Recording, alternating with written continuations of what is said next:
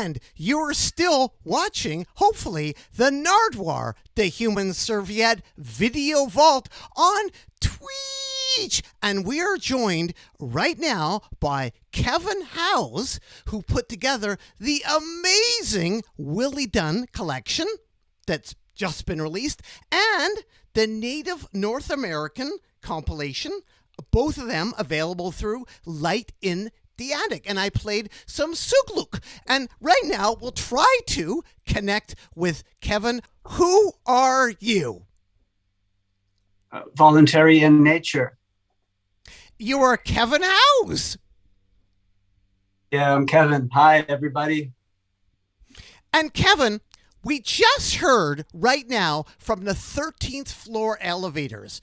What can you tell me about the 13th floor elevators? I think personally, being able to talk to Rocky Erickson, he is one of the most important people in the history of rock and roll, isn't he? 2009, 100%. I talked to him, and you were around for one of his last gigs ever. What can you say about Rocky Erickson? Well, I can say one thing. If you want to buy an original 13th floor elevators record, hit up the Record Nest.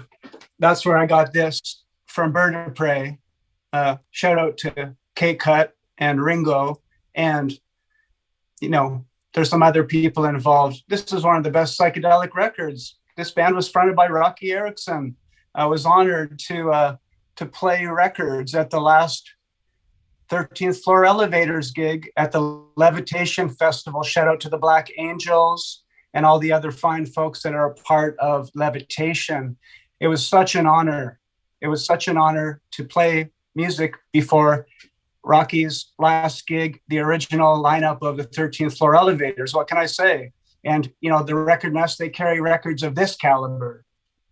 I was curious, Kevin, we also played some Sugluk. You put out this amazing compilation a couple years ago, available still through Light in the Attic. What can you say about the tune I played, Sugluk? Well, that's a band from the community, Sugluk, and it's in the Nunavik region. Some might know it as Northern Quebec, but this is a Inuit community, and the band is one of the most incredible rock bands anywhere in the world. And you can hear more about them and learn more about them in the liner notes to the Native North America compilation that I produced for Light in the Attic Records, with obviously the help of a great many. And I have to shout out all of the 24 artists and groups who were featured that let me work with their music. And, you know, it's a beautiful thing. This is an incredible group. So like the first time I heard Sugluk, it's on a 7-inch, one of the little records. You know, we'll save those for another visit. But I found this record and it said CBC right on there. And I was like, this looks interesting. I didn't know anything about it. So I put the needle on the groove like you did earlier. And I was like, boom. I like hit the floor. I was like, I'd never heard rock and roll like that before. And I wanted to learn more about it. So I looked online. I looked on the internet and I couldn't find out anything. So I put my Sherlock Holmes hat on and I tried to find them. And eventually I was able to contact the group. And it was an honor to meet George Hakayak. And I talked to Tayara Papagatuk, Mark Kajulik, Sandy Hakayak, Willie Kiatnak, some of the members over the years of Sugluk Band. And you just released and just put out this Willie Dunn collection. Creation never sleeps. Creation never dies. Willie Dunn. One of the songs on there is the Ballad of Crowfoot. It's so good. It's so incredible. And it's 8 minutes long. What can you say about Willie Dunn and the Ballad of Crowfoot specifically? 8 minutes. It's so good. It's like people can check it out right now. I guess they can get the vinyl version, but they can also check out the version on Spotify right now if they want to hear it. But what can you say particularly about the Ballad of Crowfoot? I was just blown away. It was incredible. Well, Nardwuar, the Ballad of Crowfoot goes back to probably the late 1960s. It's before my time and maybe before your time. It was a ballad written about the Blackfoot Siksika leader Crowfoot, a very important chief in Indigenous history. And Willie learned about this chief through a book by Ethel Brant Montour as the writer. And he decided to write a song to honor Crowfoot. And it evolved into a film. Some people call it the first music video in Canada. We know that, music videos were popularized in the 1980s. You play them all the time. But Willie did an incredible film set to this song. He went to the National Archives of Canada. This is something I picked up with Lawrence Dunn, Willie's son, at the National Archives of Canada when we were doing research. And he found all these old still images from back in the day, documenting colonialism through Willie's eyes as an Indigenous person. And he made this incredible award-winning film, The Ballad of Crowfoot, in 1968. And that's how you can hear the song that we use, that version, on Creation Never Sleeps, Creation Never Dies, the Willie Dunn Anthology, available on Light in the Attic Records. It's 8 minutes. It's an incredible, epic song. And you can watch the film at nfb.ca 24/7, any old time. Now, Kevin, and we're speaking to Kevin Howes, who helped put together this Willie Dunn anthology. Willie Dunn, his mother never told him or really talked about being Native. What can you say about that? Like Willie Dunn's mother never talking about being Native. Well, that's a tragedy and an effect of colonialism, Nardwuar. As we know, Canada is a colonial construct based on the theft of land and the genocide of Indigenous peoples. Culture had been repressed. People they lost their language and culture, and they were told they were inferior by the RCMP, by the Canadian government, by colonizers. So this is a very, very, very unfortunate crime that's happened, that still there needs to be much reconciliation, and also much more than that has to occur. So when Willie grew up, his family, his mother, who was from Restigouche, that was the community where Willie's mother grew up, and came to Montreal with Willie's father. And Willie was born, so he had an Indigenous mother of Mi'kmaq heritage, and his father was originally from England. So they didn't really celebrate the Indigenous part of their family, unfortunately. I learned about this by talking to Willie himself and Willie's family. His brother, John Dunn, told me a great story about this, a very heartbreaking story, but also one that led to some great awareness in Willie later in his life and the rest of the family. So these stories that I've been very blessed to hear and be able to share appear in this Willie Dunn Notes newspaper. Now, this is the insert to the Willie Dunn anthology. So you can learn more about it. We can read all about it in the Willie Dunn Notes. Kevin, Cipriano, Light in the Attic, House, Willie Dunn, when he got letters, he always didn't follow up on them. Did Willie Dunn really get letters from like Loretta Lynn, Johnny Cash, etc.? Yeah.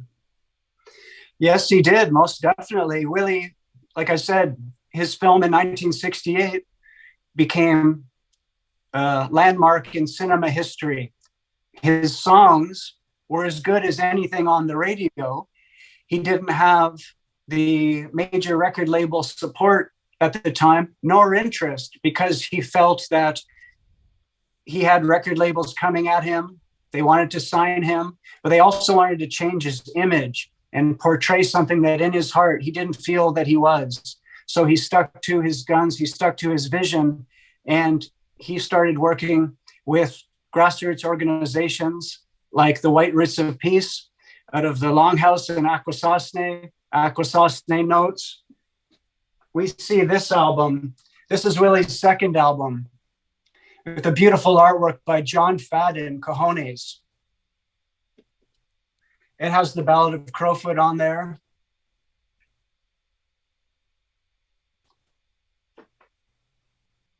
Inside, we can learn more and we can read Willie's poetry, because many people say that Willie was a poet first and foremost.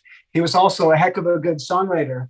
So he wanted to affect people and his people in a positive way. And I don't think the record industry of the 60s, 70s was set up to help him achieve his goals in connecting people, instilling pride.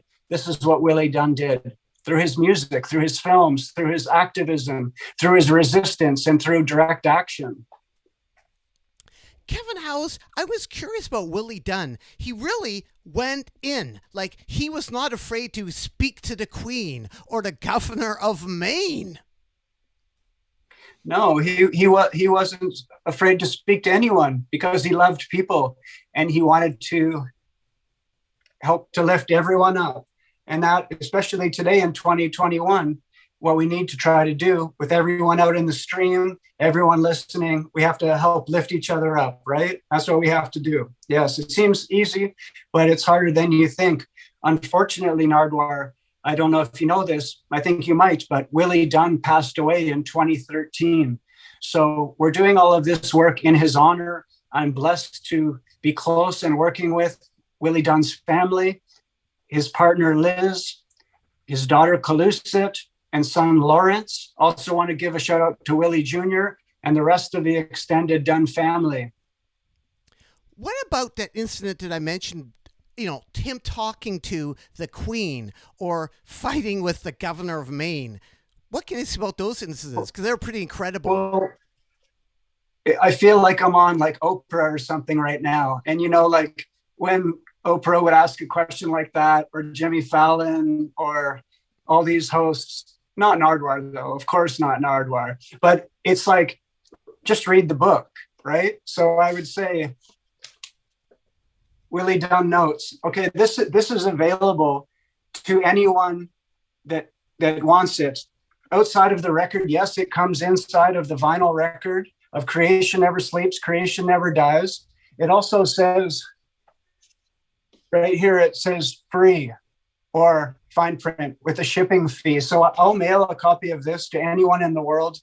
If you cover the shipping, it's a 24-page newspaper with incredible contributions and stories like the one. It's rumored that Willie Dunn said to the Queen of England, who unfortunately just lost her husband, "We are not your children anymore," when Willie met the Queen at a line greeting in the early 70s while filming an incredible film called The Other Side of the Ledger.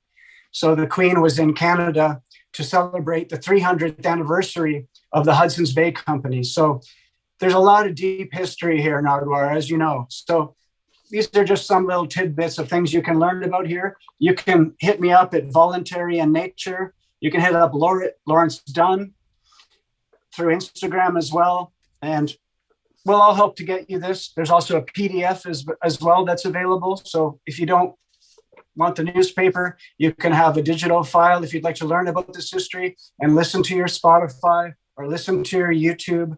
But it was really important for us to make a physical print version of this that could come inside of the album, but also to distribute it to people who wanted to know, who is Willie Dunn?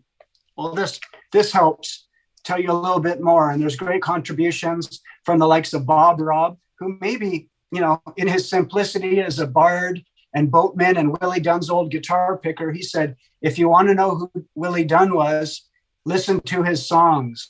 So that's something to think about in the future as well for all the people out there.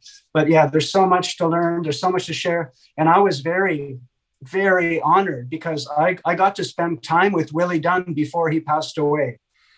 In the last years of his life, we became friends and would speak, and his support and interest to me as a journalist and music lover, a DJ of many, many years, And even as a person of settler heritage, that, his belief made me push forward with the work that led to Native North America, which ended up reaching the Grammys, as well as the Willie Dunn Anthology, which we're very proud to have here. This was the thing. I like my records clean. I like them in the shrink wrap, and the light doesn't fancy that too much, but I think you get the idea. There's and the Willie liner there. notes that you showed are incredible, like untoppable liner notes. I love the liner notes. If people want to get a hold of you, how do they get a hold of you? Like what exactly? Like your Instagram? How does that work? Well, like a Morse code is usually pretty good.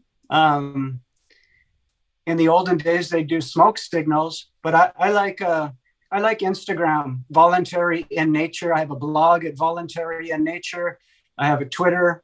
That's the initiative today in 2021 for myself and my collaborators is Voluntary in Nature. It's an outlet for sharing, so you can reach us there. Instagram's great. I'm very easy to get a hold of. You can also phone me. You can ask for my number. You can see it carved into the wall down at Spadina and Queen. I think someone wrote it on the wall down there.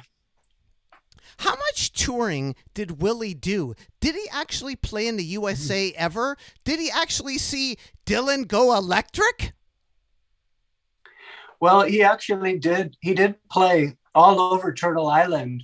So we know Turtle Island is a sort of beyond the constructs of United States and Canada, something to look into. But he did go down to New York in the 60s and played in Greenwich Village.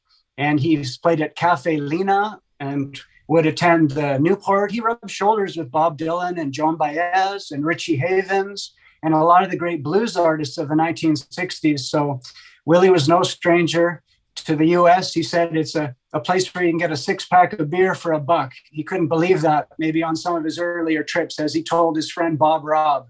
That's, mentioned in the liner notes. But Willie was brought in the 80s to Europe to play in Italy, in Germany. And that was really incredible. In his younger days, before he was actually making music as a folk singer, Willie was in the Canadian Armed Forces and was sent to the Congo in Africa. And this is going back into the 60s on a peacekeeping mission. So that was his first opportunity to leave Turtle Island in support of Canada and as a member of the Canadian Armed Forces. And that is where I've been told, and has Lawrence Dunn shared a great story about that on CBCQ radio, where an old African teacher asked Willie about the indigenous people back home. And this teacher wanted to learn about them. And it sort of hit Willie in the heart. And he wanted to learn more about his own heritage. So that was another part of the process of Willie coming into his indigenous heritage. And it was a very important one for him because he inspired a great many people from various indigenous communities. So yeah, he toured the world, I guess you could say, as an incredible folk singer, filmmaker, and poet.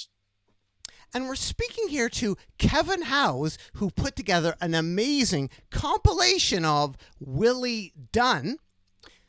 Also, Kevin, you put together the amazing Native North American compilation. So cheap. And one of the bands profiled on there is there we have 1 versus 1. Is the Chieftones on there. And then also you reference the Mighty Mohawks. What can you say about the Mighty Mohawks? Well, that was a country group that came out on Arc Records. In the 60s, they were one of the few indigenous artists from Turtle Island who are having their music on vinyl in a country, folk, and rock style. The Mighty Mohawks were doing more of a country thing. But these were the first indigenous artists playing folk, rock, and country. That's what Native North America gets into. It wasn't traditional music.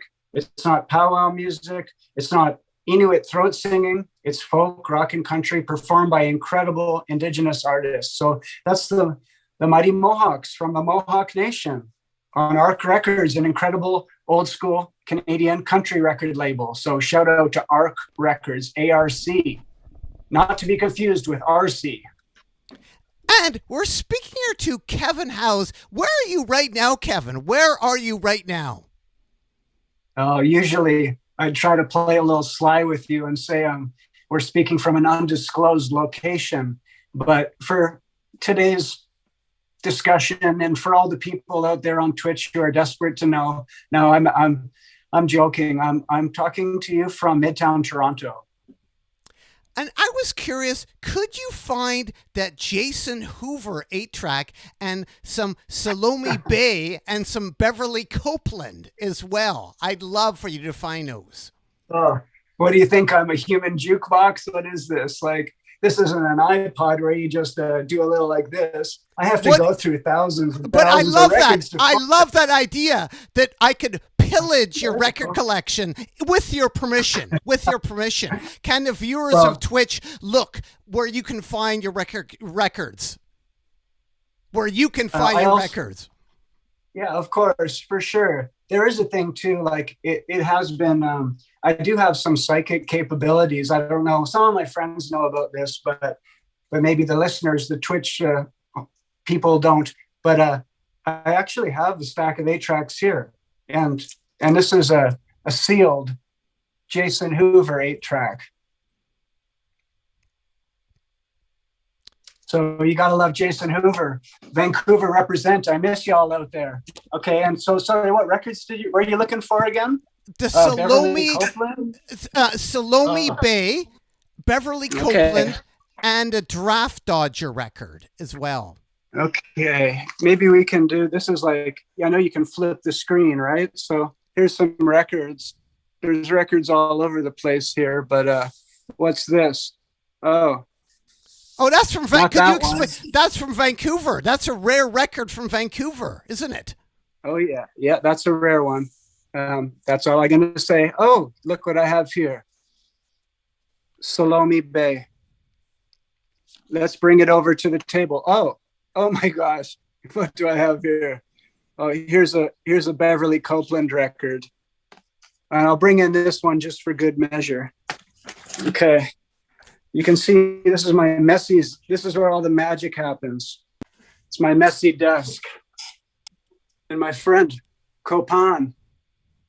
Okay.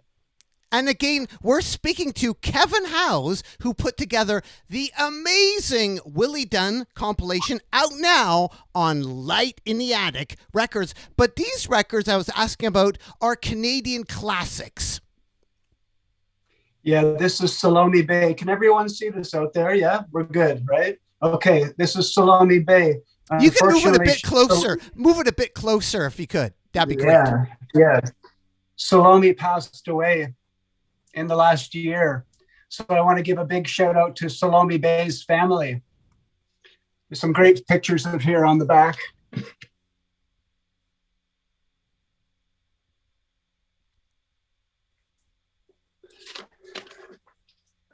So Salome Bay is an incredible singer, part of the Bay family, Andy Bay. These are trailblazers in blues, soul, jazz, vocal. Salome Bay is the queen, right? You got to know, Beyonce, you got to know Salome Bay, all right? Peace. Canadian, and she was part of the Bay Sisters as well. Yeah, the Bay Sisters. They had her husband had a restaurant, a jazz bar called the Underground Railroad, which is a very seminal place in Toronto, a gathering place for the Black community, for jazz lovers. Like, the history is deep and it should be shared. So listen, learn, and share. We have to have fun too, right? So now this is Glenn Copeland.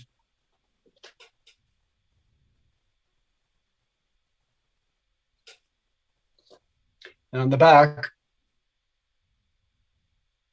CBC from Montreal. Yes, CBC. Well, Glenn, it's Beverly Glenn Copeland, and today is Glenn Copeland. That's how we refer to this artist. So Glenn came from the U.S. actually, Nard, and came up to Canada, to Montreal. I think spent time in Toronto as well, and started recording folk music, very personal, very intimate, some of the best folk music I've ever heard. This goes back to the early 1970s. Had a follow-up album on the GRT label, and then in the 70s and 80s, recorded a cassette called Keyboard Fantasies, which has been reissued and has helped to create a renaissance for Glenn, and touring around the world as well, pre-pandemic. And yeah, was one of my favorite artists of all time. I love Glenn Copeland. I actually reached out to Glenn as a fan well over 10 years ago. And if they always say, like, what's the role that got away? But the one reissue I would have been honored to work on that I tried to initiate years and years ago, but it just wasn't the right time, was a reissue of this album. I think it's been bootlegged since, unfortunately. So shout out to Glenn Copeland. Thank you, Cipriano, for going through all those records. Is that Giraffe Dodger record? Do you have that Giraffe Dodger record too? Because I saw you had a Giraffe Dodger record. Yeah. And again, we're speaking here to Kevin Howes, record collector, compiler of amazing records available through Light in the Attic.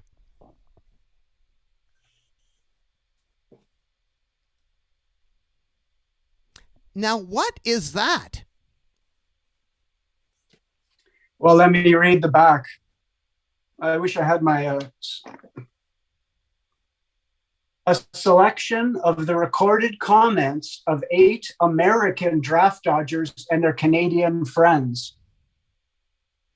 So this was a record that talks about, it's a spoken word record featuring American draft dodgers in Canada and talking about their reality. This goes back to the 60s and 70s. I'm talking about the American war in Vietnam.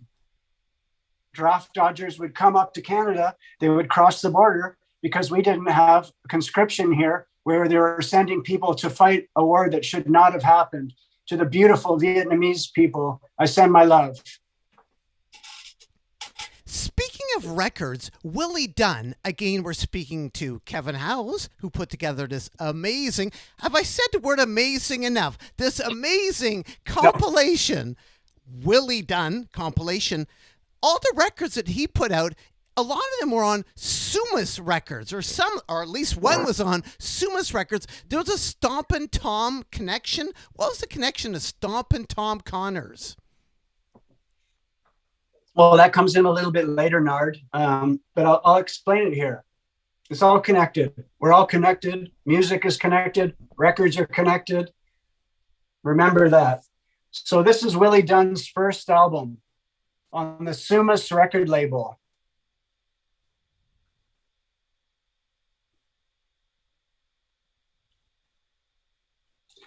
There's a great line on the back here.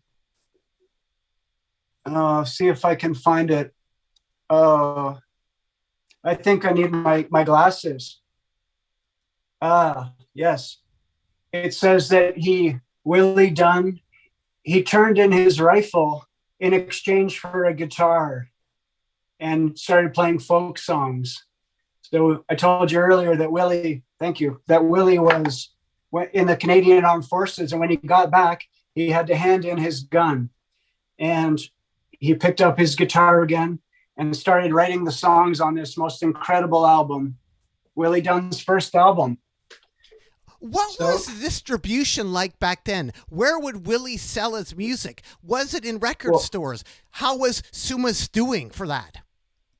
Well, they weren't doing very well.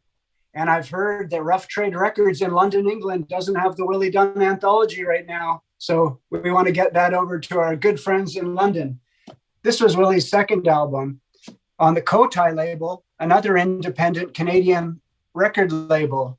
And at the time, this is the time, Nardwuar, for the Canadian listeners of the Canadian content regulations, to the listeners around the world, that in the early 70s, Canada, our government, came up with a policy to get more Canadian music on the airwaves, because we were sort of barraged with all of the content from the US, the incredible content. But we wanted to create more of an independent homegrown music scene here. So the Canadian government and some radio broadcasters came together to create the Canadian content regulations to play Canadian content like Willie Dunn.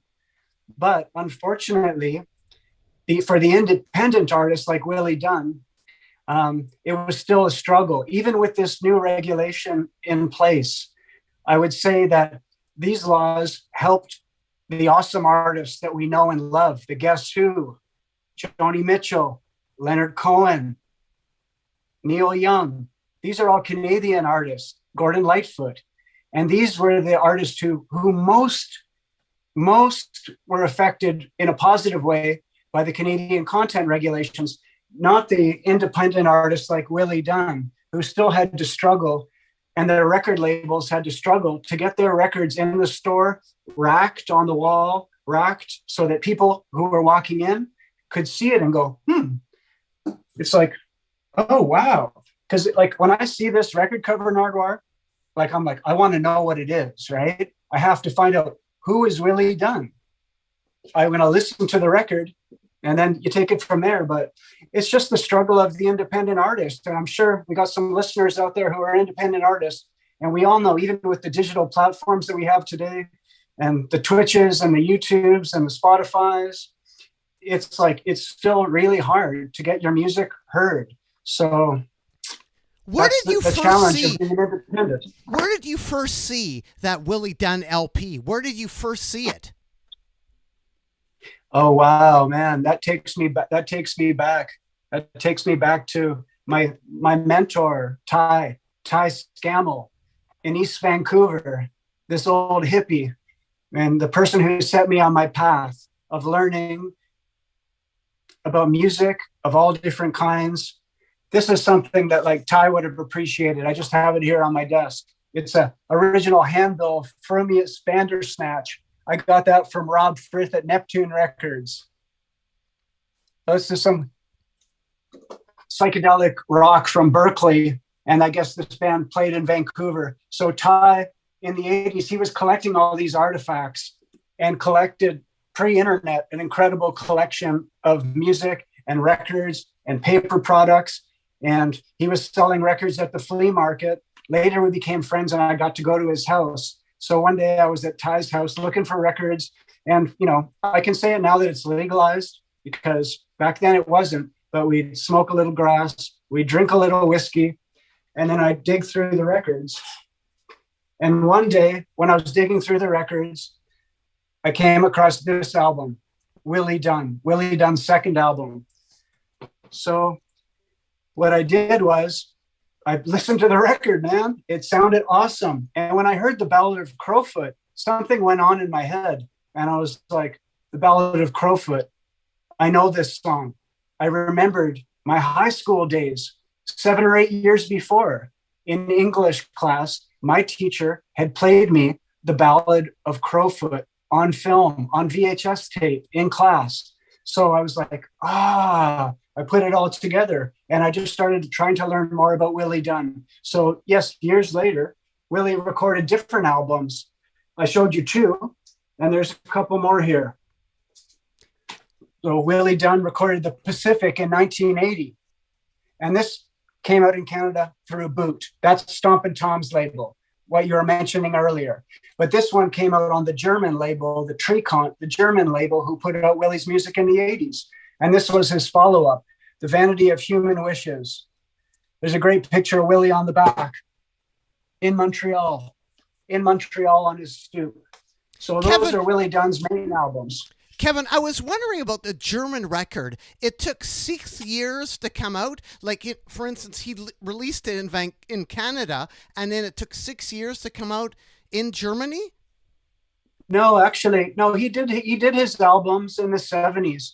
And then there was a big gap between his albums, and what he was doing was working for the people. He was playing folk festivals. He was touring the land. He was making films. He was raising awareness about the issues that were happening in James Bay, where the Quebecois government wanted to flood the traditional Cree and Inuit lands.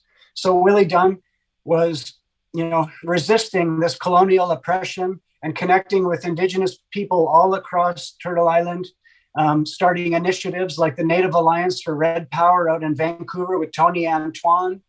And, you know, you can learn all about this in the Willie Dunn Notes newspaper. And I have to give a big shout out to the contributor of this fine portrait, Christy Belcourt.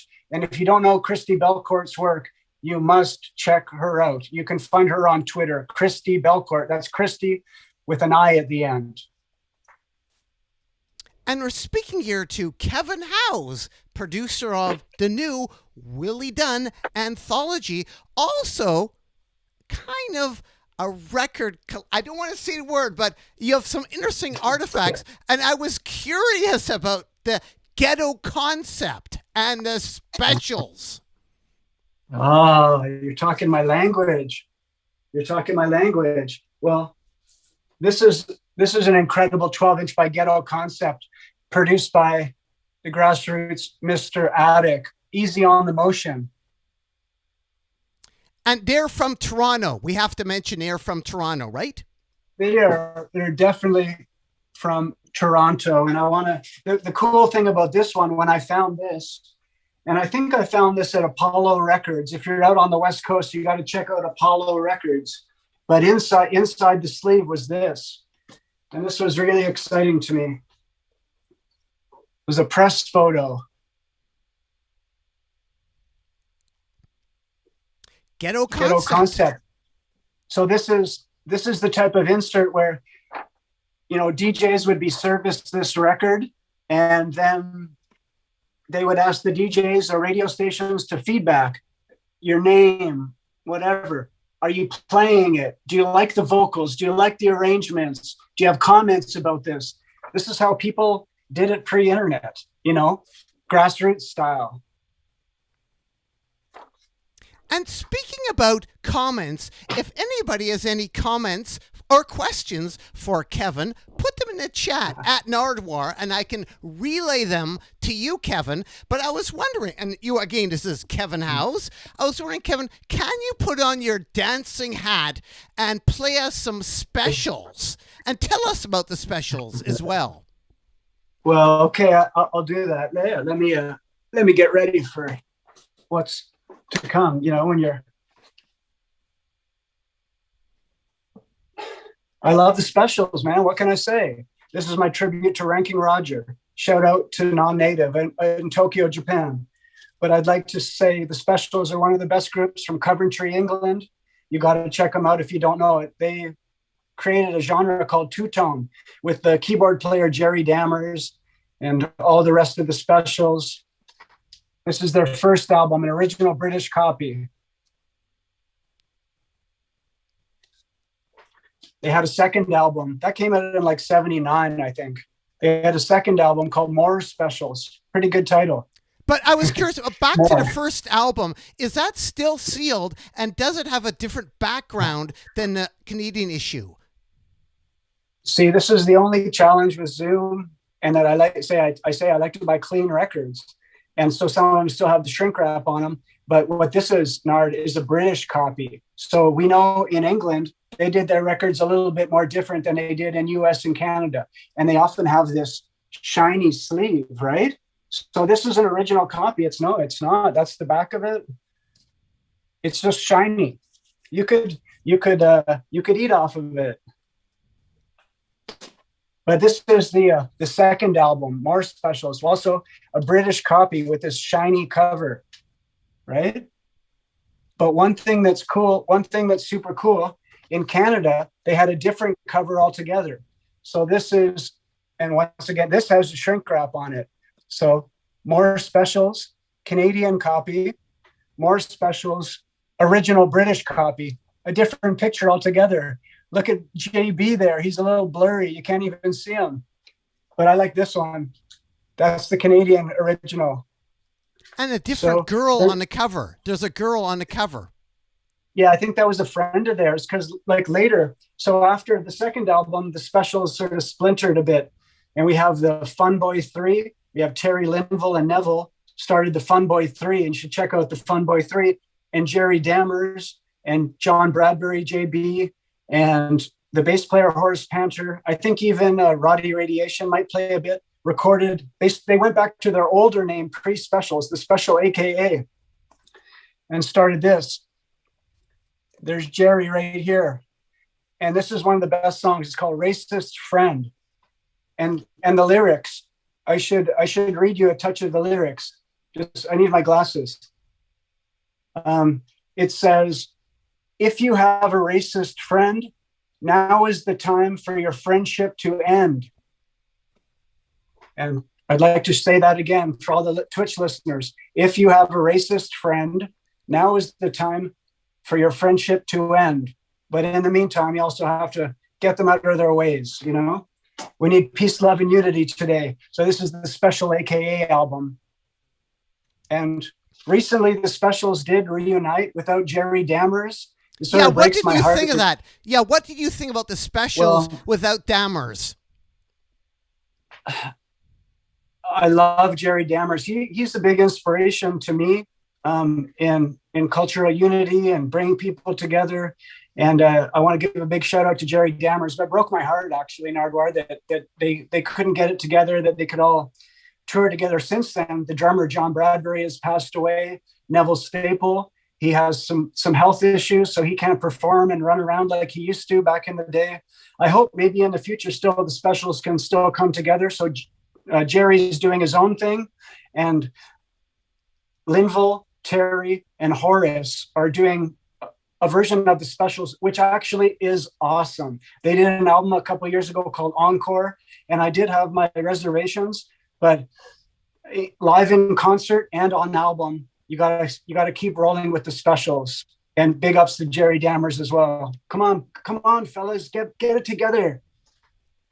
You have some specials for us. You're going to play some specials. What are you going to play for us coming up? What are you going to play?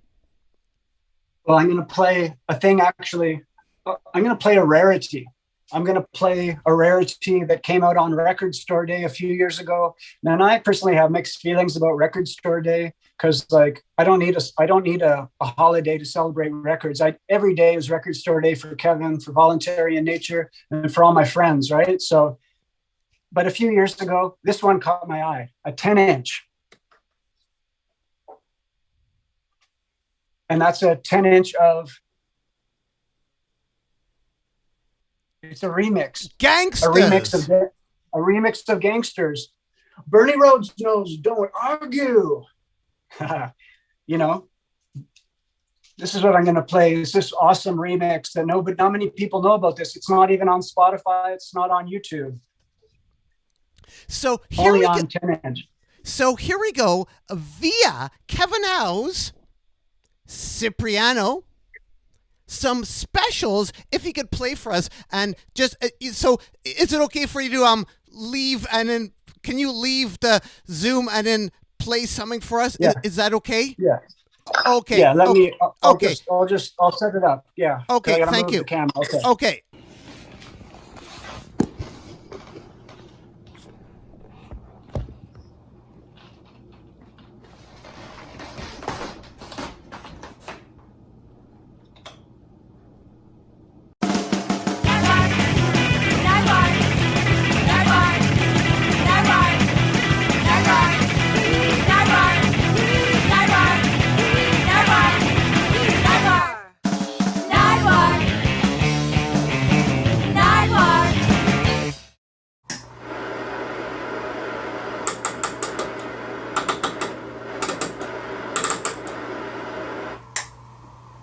Amazing dancing there, Kevin.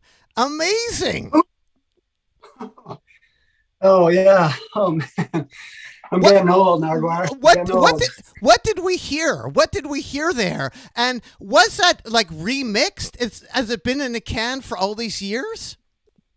Yeah. It was this. It's an original remix of Gangsters. I think Jerry Dammers must have done it back in the day, and it came out as a limited 10-inch on Record Store Day a few years ago. It's called the Clangsters dub.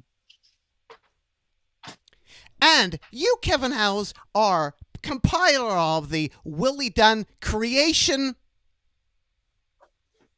Never sleeps. Creation never dies. And that's a lyric from Willie's song, The Carver. I'm glad you mentioned that, Nardwuar. I'd like to mention this incredible beadwork done by Alana Edwards, beautiful Mi'kmaq beadwork by Alana Edwards.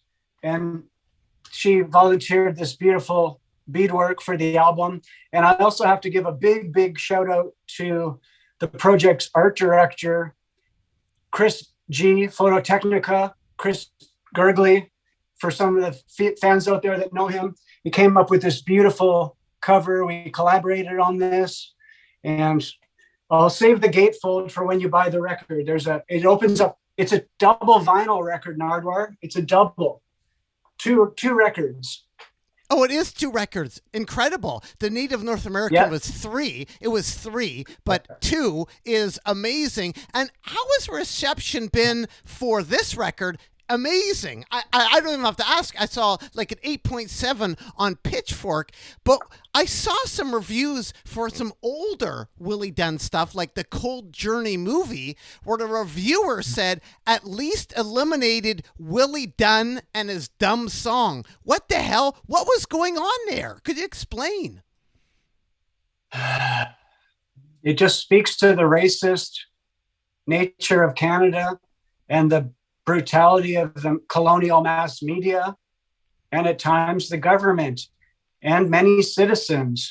So Cold Journey was a movie that came out by the National Film Board in the mid-1970s. It directly spoke of the residential school system in Canada, where Native children were taken from their homes, stripped from their families, had their hair cut, forbidden to speak their language, practice their customs.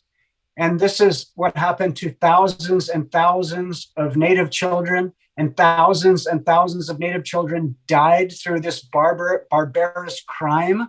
So Cold Journey was a movie made in the 70s to raise awareness about this. And I hope the listeners are aware of this brutality, because, we have to share the love with our friends and our Indigenous neighbors and friends and families, because this is unacceptable. I'll show you the poster for Cold Journey. That's on the resources section on the back of the newspaper. But this was a movie that came out. Willie Dunn did the soundtrack. It tells the story of a young boy who ran away from this residential school and died going back to his family in winter along the railroad tracks. And this is loosely based on the story of Chani Wenjack. So many people know about The Secret Path. Gord Downey from the Tragically Hip made this album called The Secret Path to honor and raise funds for the Wenjack family. And Willie actually was singing about that almost 50 years before. And he was playing at the media. They just didn't want to hear it. But anyone who hears this song, Charlie by Willie Dunn, will never forget it. So this is what we're trying to do, is to help we want to honor the original fans and players, people like Bob Robb and Willie's peers like Duke Redbird and Willie Mitchell and Eric Landry and Willie Thrasher, who Nardwuar, all the artists featured on Native North America. So we want to raise awareness. We want to celebrate this incredible legacy that was celebrated a lot back in the day. But I don't know, to me, we can always use more celebration. We can always use more love. So that's what we're trying to do here with this Willie Dunn anthology. And you can purchase this through Light in the Attic Records. Duke Redbird, he was on the other anthology to put together, Native North American. What can you say about Duke Redbird, or even Willie Thrasher, or Alanis? This is fun. I like this. I like sharing. Voluntary in nature, an outlet for sharing. This is a picture of Duke Redbird. That's Duke in the mid 1960s. He's a poet, and he's my friend. I want to say hi to Duke. If you're out there listening, if you're twitching with us tonight, this is one of Duke's old books called Love, Shine, and Red Wine by Duke Redbird.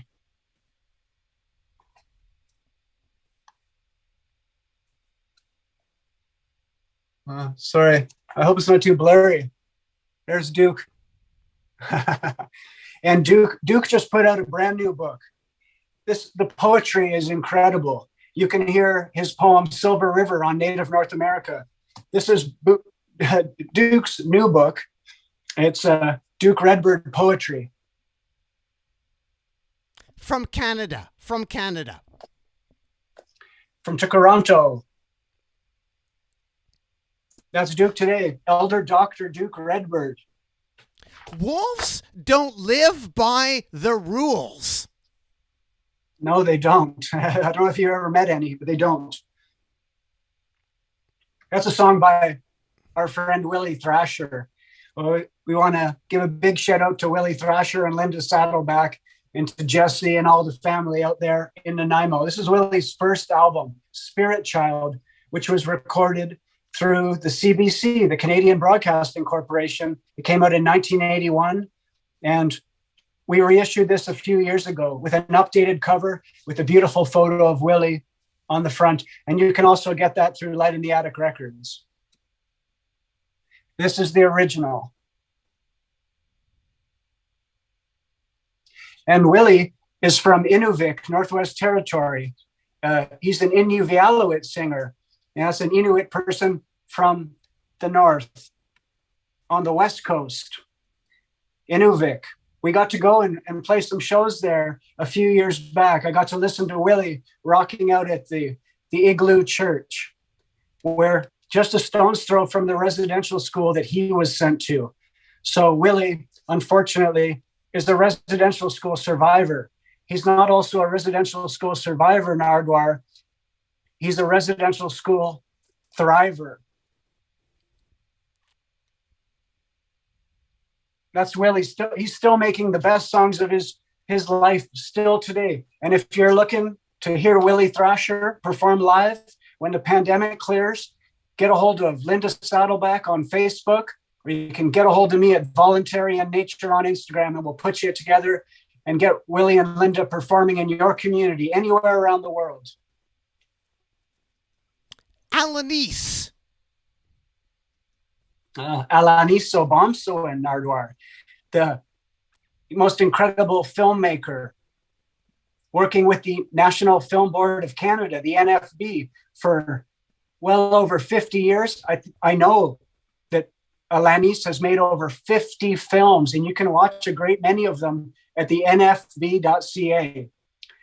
Incredible, incredible films about the Oka reality in the 1990s, about the Restigouche, the fishing issues that are still happening today for the Mi'kmaq people on the East Coast. This is the first pressing of Alanis's Bush Lady album.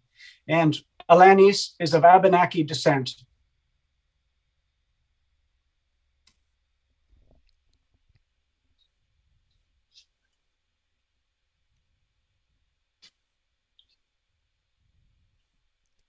What is her relationship with music? Like, does she do a lot of recording and a lot of filming? What is her relationship with music?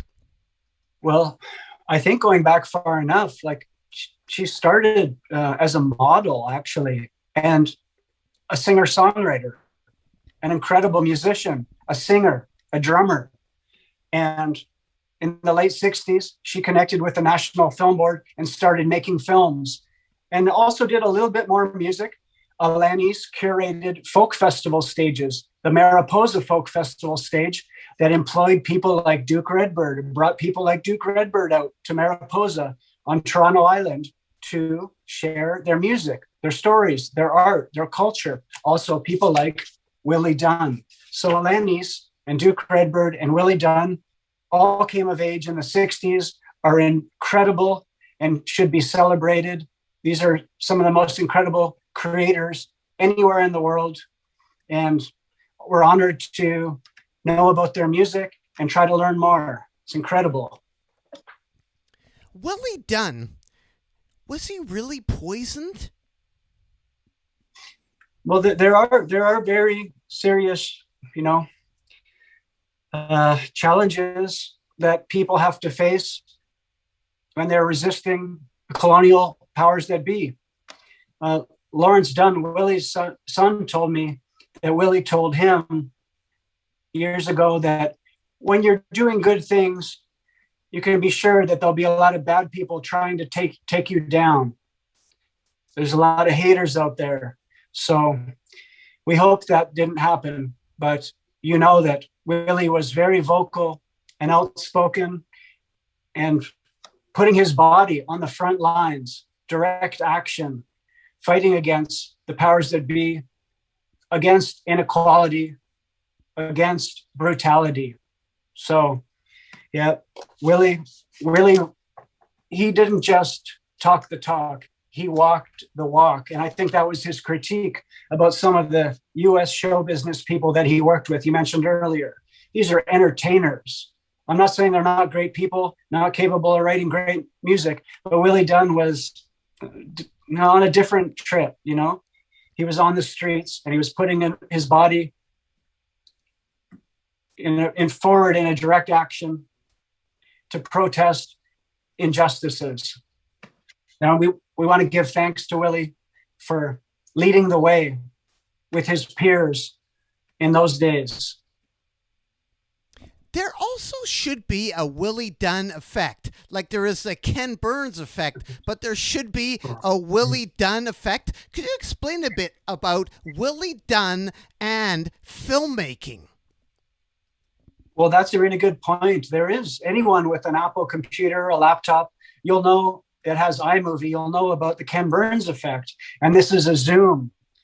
And we're on Zoom right now. Zoom. So Willie and the filmmakers at the National Film Board of Canada, we actually created that here in Canada in the 1960s on a series of documentaries. And Willie used this to great effect in the Ballad of Crowfoot. He's one of the first people, if not the first person, to do this. You take the old still photo, right? Take the old still photo and use the camera is zooming into it. It's like zooming right into it. And it's an incredible device featured in Vert and documentaries that was developed by the likes of Willie Dunn at the National Film Board. And Ken Burns, I know as a young film student, would have been watching National Film Board documentaries and would have noticed this incredible technique and adopted it into his films. So that's a little bit about Willie's trailblazing efforts. It started way back in 1968 in the Ballad of Crowfoot. And we have a question. Again, this is for Kevin Howes, a question for Kevin Howes, the producer of the new Willie Dunn Anthology, who is live on Nardwuar's Video Vault. Yes, that's me. Yes, this is me, Nardwuar, the human serviette, live on Twitch. If anybody has any questions for Kevin, feel free to @Nardwuar me, and I can relay them to Kevin. And we have a question right here at DJ Jamie Electro. How did the sound quality on the half-speed mastered Ghost Town turn out? Well, you know what? I think they just announced that. That's coming out this year for Record Store Day. And I hate to, I feel like I'm an advert for Record Store Day. I'm sort of like a little bit like, voluntary in nature. But hey, maybe if Record Store Day people are out there, you need a new sponsor, hit me up. I haven't had the opportunity to sell out yet, Nardwuar. I'm just waiting. You know what I'm saying? No sellout, Malcolm X. We talked about that. You gave me the Chuck D record, Malcolm X, As Touched by Chuck D. But I'm looking forward to it. I probably will buy it. I'm, as you can see by my with the records I was bringing out for that Gangsters Clanksters dub dance. That I'd likely buy it because I have the original. The American pressing of Ghost Town. It's one of the best songs. It went to #1 at the week of the royal wedding, Princess Diana and Charles, while England was in flames with revolution and rioting because of a lack of jobs, racial oppression, racism. These were the things that the Specials were singing their songs about, and is reflected in Ghost Town. So I can't wait. I'm sure they did an awesome job. It was done at Abbey Road, right? So it's like, I think the Abbey Road, they're going to do a tip-top job with any remaster. And I do want to give a shout out to John Baldwin Mastering, who did the remasters for the Willie Dunn. These are incredible. This record sounds incredible. So shout out to John Baldwin Mastering and to Light in the Attic for making a vinyl that sounds really good. Right now, Kevin, I'm going to play a clip from The Other Side of the Ledger. What year is this from, and how does Willie Dunn relate to this? Because obviously he is performing. Is it a movie that he put together? Mm-hmm. Actually, yes, The Other Side of the Ledger. I on the back of the Willie Dunn notes, we have resources, and this is a lot of the things that Willie did in his career, including his film work. It's like a filmography, a discography, if you will. It's the writing's a little small. I need to put on my glasses.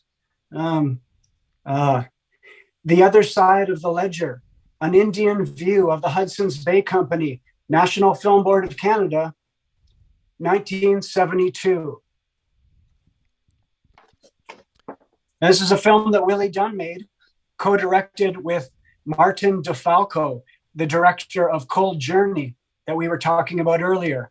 And this is an incredible documentary. The whole film is available every day of the year, 24/7 at nfb.ca. You can type in The Other Side of the Ledger, and you're going to want to watch this film, and especially if you know what the Hudson's Bay Company is. You're going to learn about it from the indigenous perspective, not the colonial one that people like myself grew up in high school and university learning about. So this is really important. And what are we going to see right here? It's like Willie Dunn at the Métis Friendship Center. Yeah, this is Willie Dunn performing what many think is his signature song, I Pity the Country.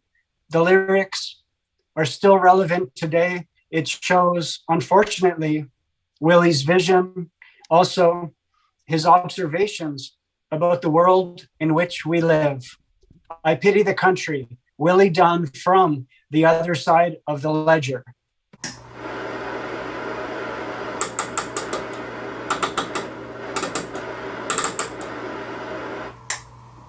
This is Nardwuar's Video Vault with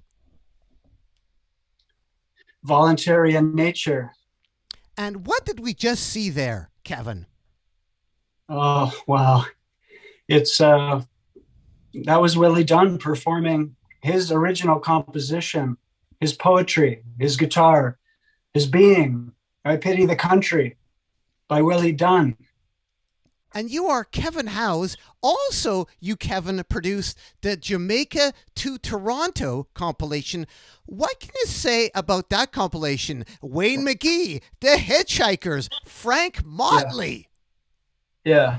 You know what? Can you see it right there? Right there where my finger is? I don't think totally. Okay. Well, this is action, man. This is action. This is Jamaica to Toronto. Soul, funk, and reggae, compiled by Cipriano. That's me. So this is incredible. This is Jamaica to Toronto. This is I talk like I didn't even make it, because it's like, these are my heroes on here, right? I got to work with my heroes like I did with Native North America. It's like my biggest honor. I got to work with people like Wayne Mcgee and the Mighty Pope and Eddie Spencer. But this is the record that started it all. What exactly is his background? Because he was in JoJo and the Fugitives. Yeah, this is Wayne Mcgee. Rest in peace. Wayne Mcgee is a singer-songwriter from Jamaica, from Montego Bay, Jamaica specifically.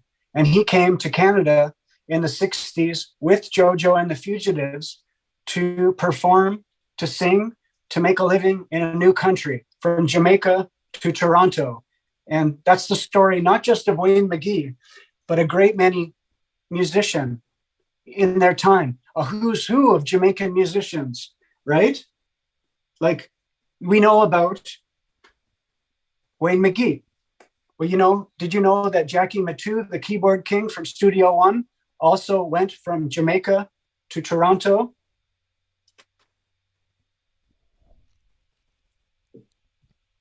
Where'd you get that record? Where'd you get that? I got that in my travels. I've traveled around the world looking for records, and specifically in Canada. So I got this when I was a kid, and I was like, wow, this was a break. Jackie Matu was a breakthrough record for me.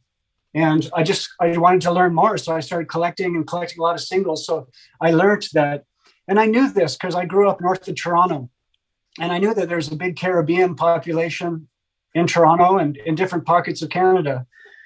And as I got older and I became a DJ, I found out that there was a lot of music recorded in Canada by these Jamaican immigrants, people like Wayne Mcgee and the Mighty Pope. And I started learning about these artists and started to do compilations, and I put it together. I like going way back. I met Light in the Attic in 2004. This is the Mighty Pope. He's from Lucy, Jamaica. I want to shout out Pope and Linda if they're watching. It's like, I don't know, it's just a beautiful thing.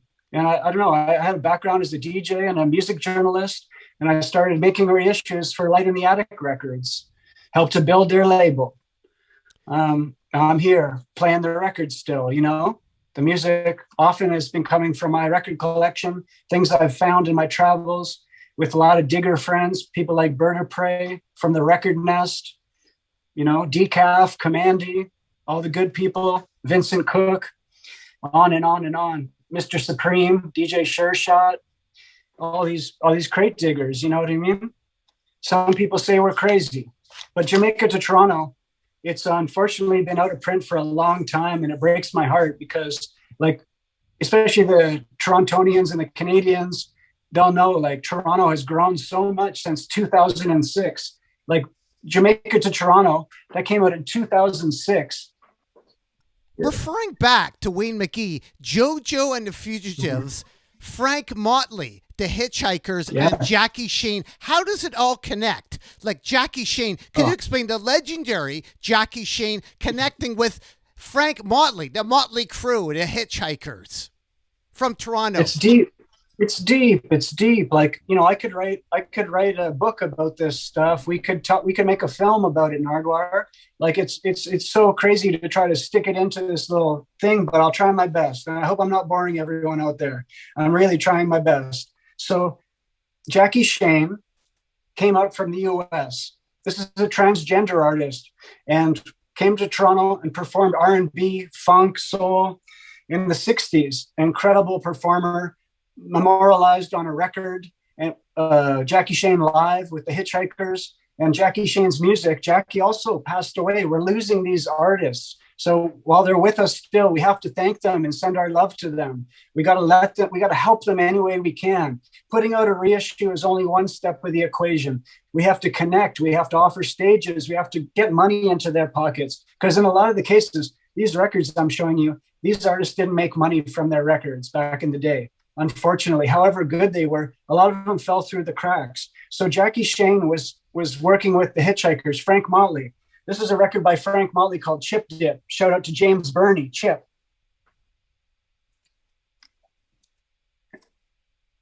That's Frank. That's Frank with the two trumpets.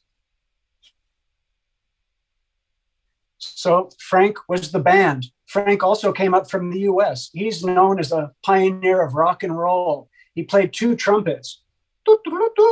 It's incredible. But at one point, Jackie Shane split the band and went back to the US. And now, if you read the liner notes to the Jackie Shane anthology that Rob Bowman wrote, and shout out to Rob if you're out there twitching with us, you'll know that Jackie went back to the US and wasn't heard from again for years, went underground. Many people thought Jackie Shane was dead. Frank needed a singer for his band. And who filled those shoes, those massive shoes? None other than the Mighty Pope. So we get to this. Frank Motley and the Hitchhikers featuring the Mighty Pope.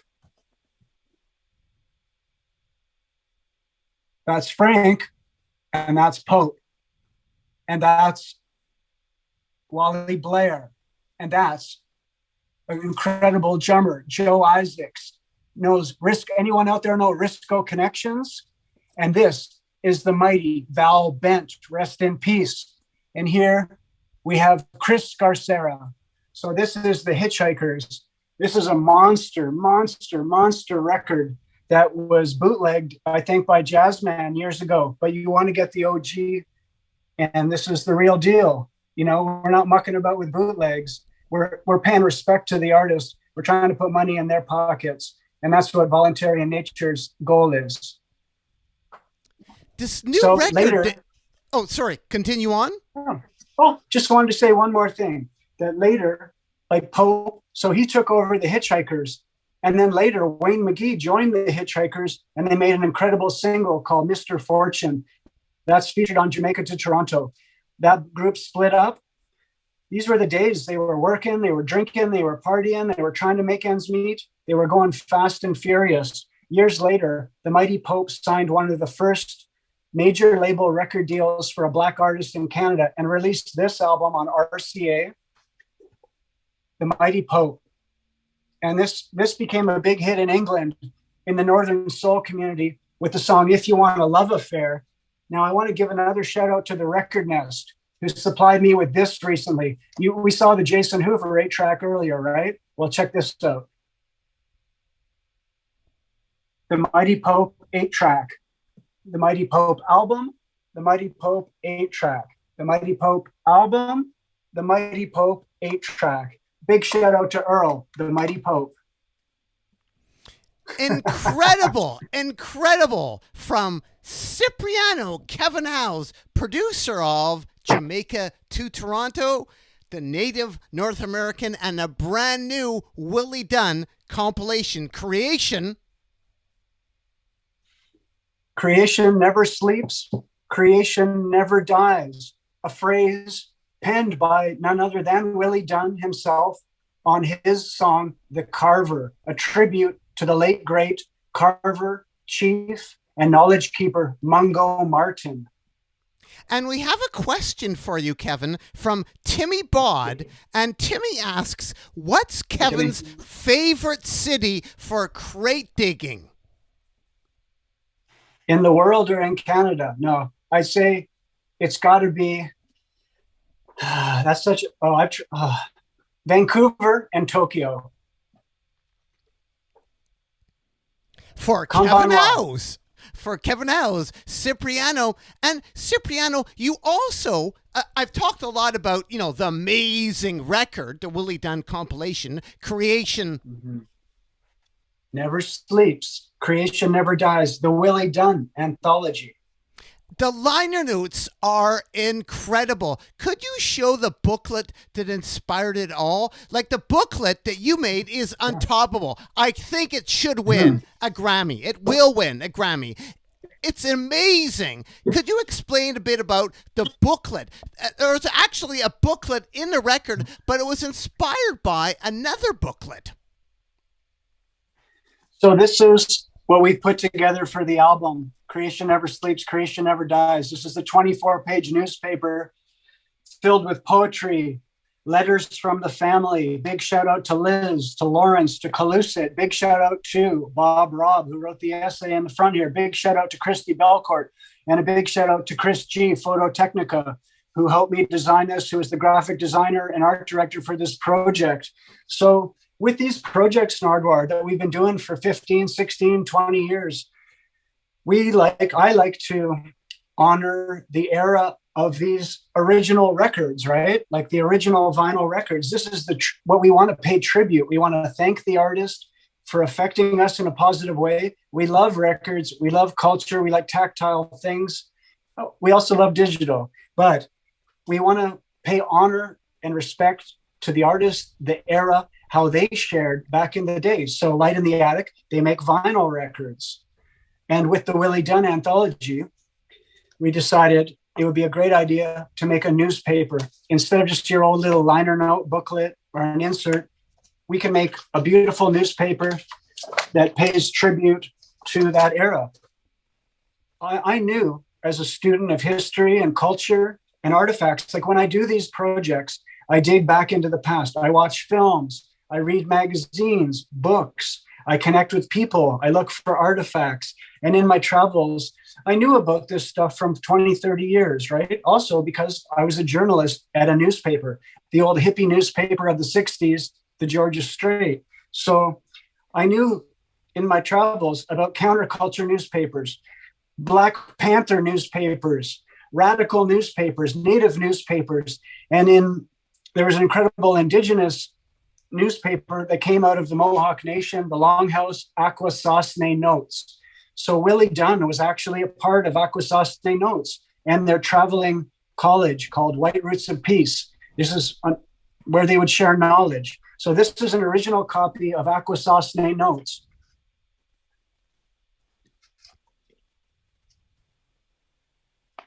It has poetry, it has letters, it has stories, it has news to let people know about what's going on in Turtle Island, in the native communities, right? So here we go. Akwesasne Notes. So this was a big honor to work with some of this material. And I got to know, in my travels, I got to know a person by the name of Lolly Hoquats. Now, Lolly Hoquats was born Jerry Gamble.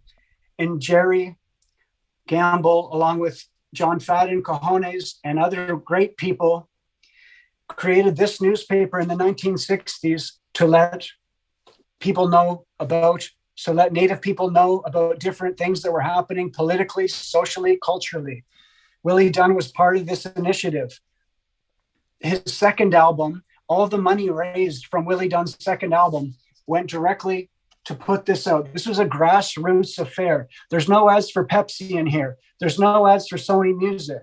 There's no ads for whatever product any corporation is trying to sell. This is a grassroots initiative, as is, for me and Chris G and the contributors, the Willie Dunn Notes. So this was only made possible by Willie Dunn, of course, his music, his peers, his culture, and Akwesasne Notes. So Akwesasne Notes, thank you for inspiring us to make Willie Dunn Notes. And you are again Kevin Howes, and there is a question for you, Kevin, from Duffy Doubter. And it says, Kevin, what are your thoughts on the Toronto pizza slice scene, and how does it compare to Vancouver? And I know Abruzzo pizza. I was going to mention Abruzzo pizza. Check this out. Okay, you want to know, this is why I came here to tell this story. So the first pizza I ever ate, I'm 46 now, right? I grew up in Richmond Hill, Ontario. I've been moving back and forth between Toronto and Vancouver my whole life. But the first pizza I ever had, it's got to be around 1980 from Abruzzo Pizza.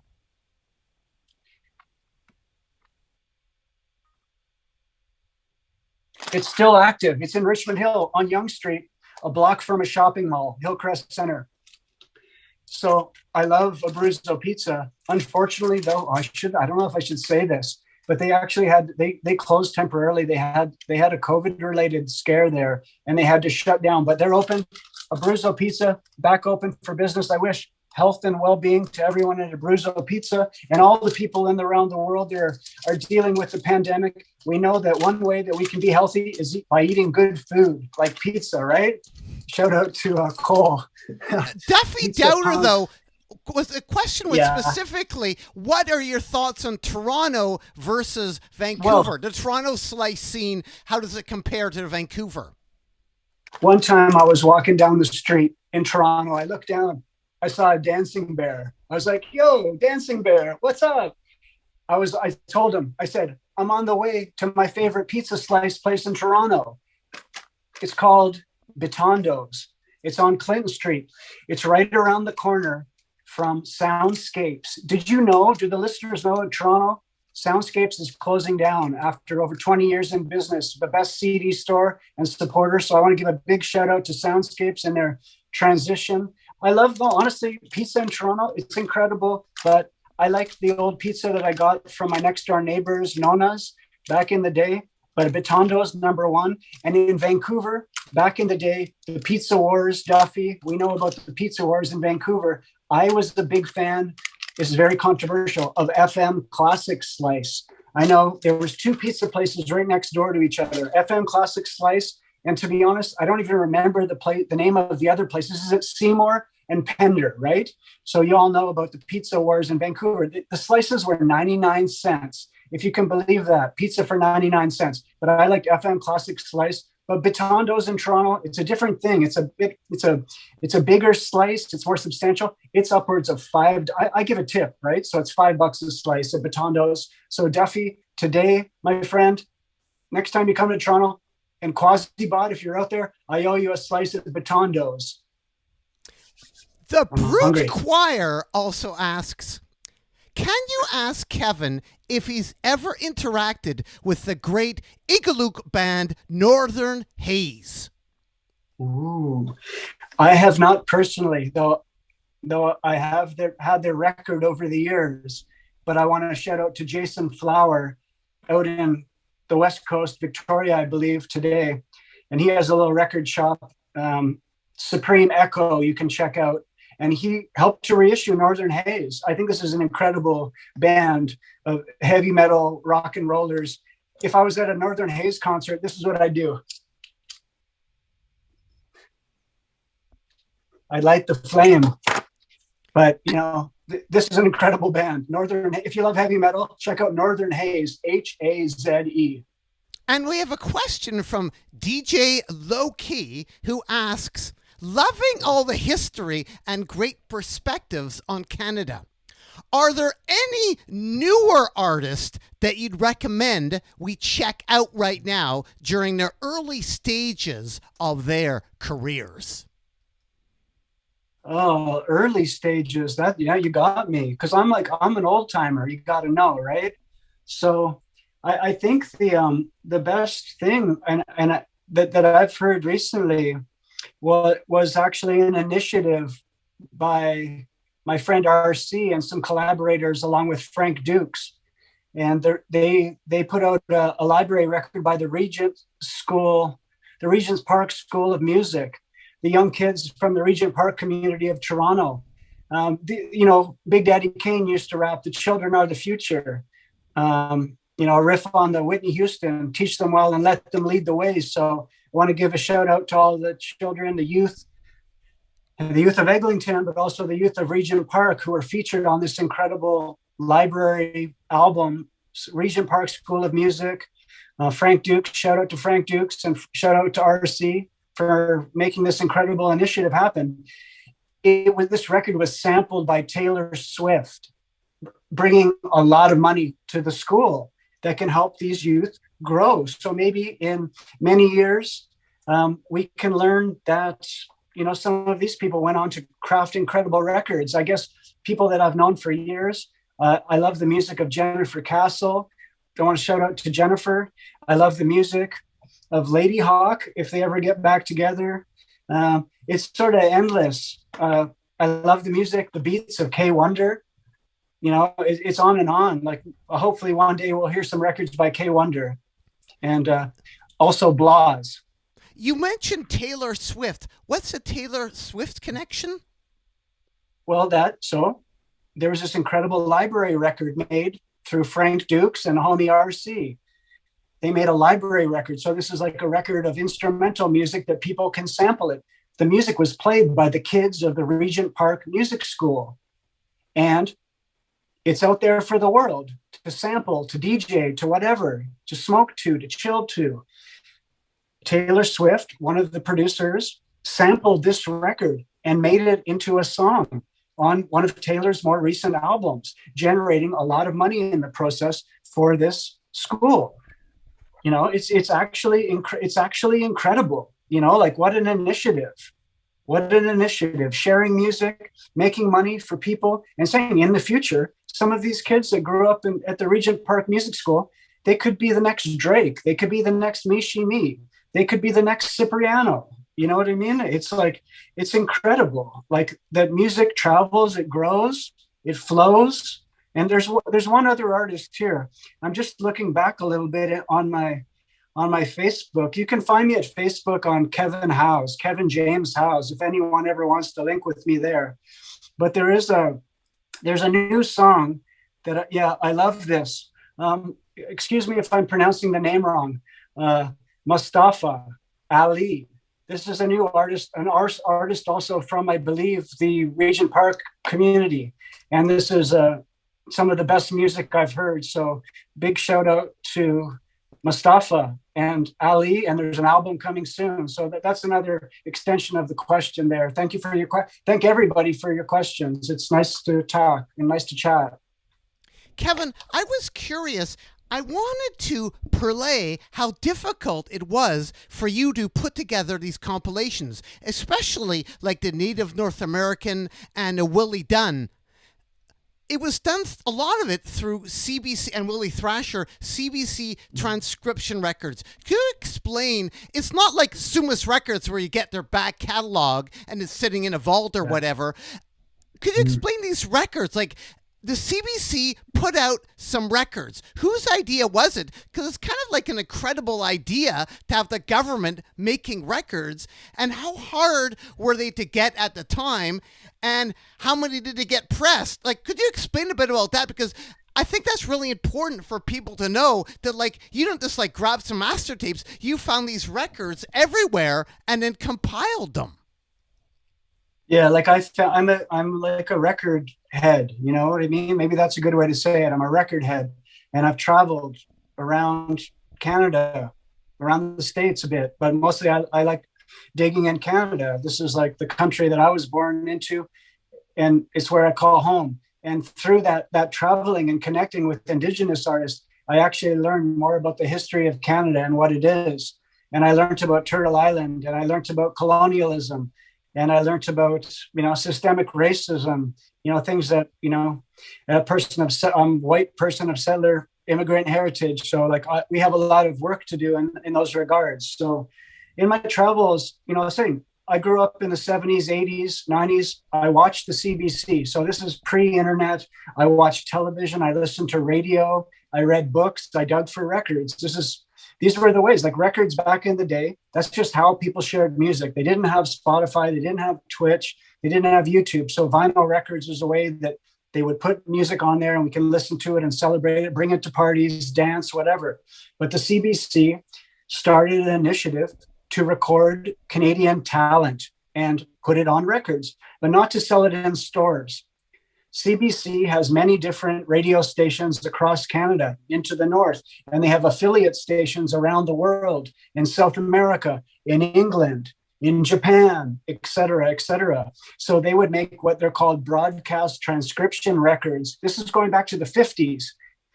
And they'd have these big ones, even 16-inch massive records. Later, they get to the vinyl area, the 12-inch era, and they start making these transcription records. So this is an original CBC transcription record, never sold in stores, but would be sent to all the different CBC radio stations around the world. And who does that feature? Well, this is a broadcast transcription of the late Willie Dunn. So this is the first time that the carver was heard. A lot of those records have like a narrator, don't they? The transcription records. Yeah. Who is the narrator? These have a narrator. I believe it was John Barbarash, but also Willie's friend, Ojibwe media personality, Johnny Yesno, who's also passed away. Want to give a big shout out to Johnny Yesno's family.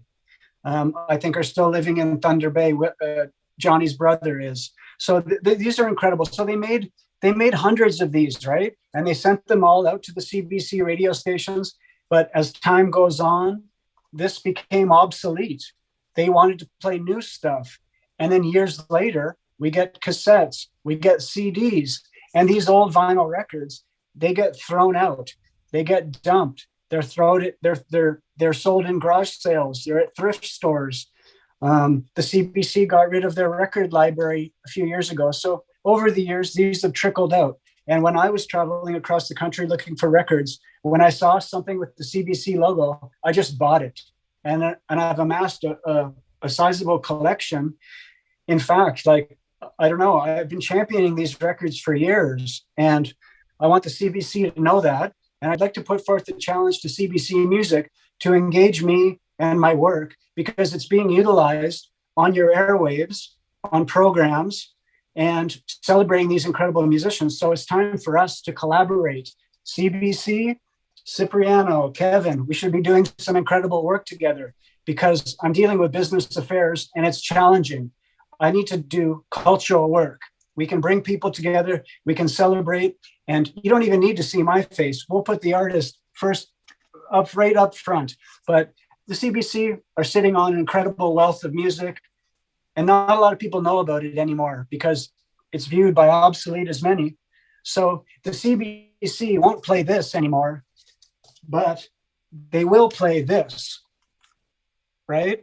So we can all bring it together and we can have some fun, and we can enrich people's lives, the artists who made the music that inspired us, and not just the greats that we know and love, people like Willie Dunn, Willie Mitchell, Willie Thrasher, Eric Landry, lesser known artists. And let's celebrate the incredible history that exists on Turtle Island in Canada that we've all been a part of creating and collaborating with. It's time to start doing this. So much love to the CBC, and maybe it's time to start a record label again. And maybe I can help with that, and we can get some incredible music out there for the people where it belongs. Do they still have the master tapes? How many records did they put out? And are any records missing? Well, there's thousands of records, I would say. They did classical music, Nardwuar. They did folk. They did easy listening. They did a bit of everything. I don't think there was a lot of punk, to be honest, or whatever. There's country. It's an incredible, it goes back to the 50s. There's 45s, there's albums. It's incredible. I know there's issues with the musicians union and stuff like that. There's got to be a way to make this happen. In the early 2000s, the CBC Music had a great CBC Radio 3. They did some incredible online programming that can be done in support. But the people out there around the world are looking for these records. They're really hard to find. There have been some bootlegs made about them, but we may as well do a project that can actually thank the artist and hopefully put some money in their pockets and create some jobs for people who care and are trying to do good things. I can show you one more CBC record. This is another, you mentioned a few weeks back, you mentioned the transcription stuff. So I pulled another Willie Dunn related CBC transcription. This is Stories of the Indians and Eskimos. And those are two words that we do not use today. Indigenous, First Nations, Aboriginal, Inuit for the northern peoples. This is a CBC transcription, a very rare sleeve.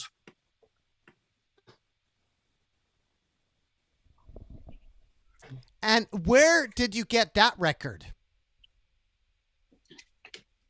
I got this one in my travels. I might have even got it at the CBC. At one point, they've done some sales many years ago. They don't do it anymore. Don't get too excited out there. But they did these sales where they were just getting rid of records for $2 a pop. And I might have got it at one of those. I had to, because I was doing reissues, and the librarian invited me to one of these sales. And in the room, it's all these like CBC staff and thousands of records, and every record's $2. And they had music like, you know, Nana Muscuri and ABBA and whatever. But then they had a couple of gems like this. I remember digging, and I looked over, and next to me is Rich Turfry of the CBC, the radio host, the rapper, Buck 65.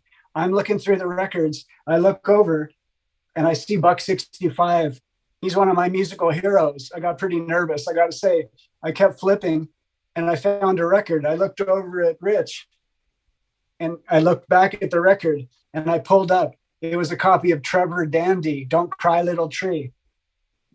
just wanted to tell that little crate digger story. That's some inside jokes for the record heads out there. In the 90s, was Willie doing busking? Willie Dunn did do busking. Willie Thrasher still is doing busking out there. It's a great way to connect with people, to share your song, and to get a little support from the people who are enjoying your music. So I know that Willie Dunn was doing some busking back in the day to support his family and to share his music, especially, when he wasn't able to get support for some of his projects. It must have been really hard. I know that as an artist whose work is a labor of love. And it's really challenging to do this work without proper support. And Canada Council, they do offer funding and support. And in his early days, Willie was doing work for the Film Board and for the CBC. These are state-funded organizations. But fast forward later into his life, he wasn't getting the same respect for his work. They were on to different things at the time. So Willie Dunn was busking. I can tell you, if I heard Willie Dunn busking on the streets of Ottawa, where he was living at the time, you best believe I would have tipped him generously and waited for him after to thank him for his music. Because I've heard great stories of him performing via Raven from Digging Roots, who was a mentee to Willie Dunn. Willie Dunn was Raven's mentor, and they would play together. And I've heard stories. There's a story that Raven shared with me, and I want to shout out Raven of Digging Roots, that they were playing one day. It was a Canada Day, and they were busking down in central Ottawa in the market area. And Willie started playing the Ballad of Crowfoot, this epic ballad song that on the film version went on for 10 minutes. And everyone just stopped dead in their tracks and listened. And this is a story about colonialism from the Indigenous perspective, from Willie Dunn's perspective. So the audience were crying and there's tears. This is moving music. This isn't bubblegum teeny bopper pop shit. You know what I mean? This is music with substance, poetry with heart and soul and passion and weight, great weight. So yeah, Willie was a beautiful father. I know, to his family growing up, and he, the good fathers out there, like, they're going to do what it takes to put food on the table, and shout to the great moms and shout to the great relatives and shout outs to family, especially during this great time of pandemic that we're in. We all got to come together. We all have to lift each other up, right? We can't let our friends suffer and falter right now. We have to lift everyone up. That's the goal. It's a time of great change. We know great change is needed, but we have to actually do it. And part of that is lifting each other up and keeping up the good fight that Willie Dunn, helped to usher in that 60s era, letting people know about injustices. And we have to continue the work on his behalf. And we're speaking here to Kevin Howes, producer of the Willie Dunn Anthology, Creation Never Sleeps. Creation Never Dies. And if anybody has any questions winding up here with Kevin, just at me in the chat and I'll ask Kevin. But I was curious, again, I'm very curious, Andre Perry, who recorded John Lennon, Give Peace a Chance, actually recorded Willie? Yes, he did. Yeah, Willie Dunn's second album. This is the one that I showed you earlier with the painting on the front by John Fadden, Cojones. And this is that beautiful painting. I showed you the album earlier. It's down at the bottom of the pile here. But the album was recorded at one of the legends of music in Canada, around the world, Andre Perry. So Andre was an engineer. He had a studio in Montreal in the early 70s. And later, I think he started the Morin Heights studio. There's a great video of Rush playing in this beautiful studio in the 80s. And that was Andre Perry's studio. In the 60s, he recorded John and Yoko and Timothy Leary and everybody in the hotel room in Montreal. Give Peace a Chance. All we are saying is Give Peace a Chance, recorded by Andre Perry. A few years later, he was recording not only Willie Dunn, but the fiddle player, Lee Cremo.